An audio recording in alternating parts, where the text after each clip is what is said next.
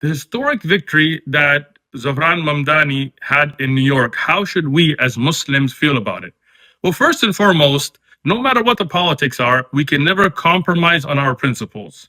Things like standing in LGBT parades and standing with the trans community with rainbow flags that he has done, we can never support this. We can never compromise on our principles.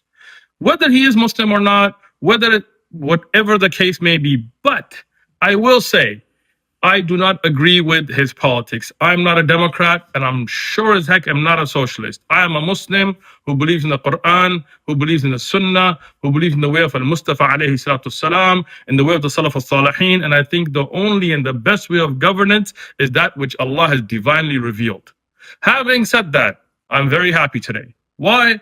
Because the city that was the epicenter of Islamophobia after 9/11 has a man who declares himself, who identifies himself as a Muslim, as the mayor. I'm not happy for a victory for Zohran Mamdani, but I am happy for a defeat for Zionist, Islamophobic lobbies who tried to criticize him just because he identified as a Muslim. This is a great day for Muslims and the future of America. So I'm going to be happy, but I'm never going to compromise my principles.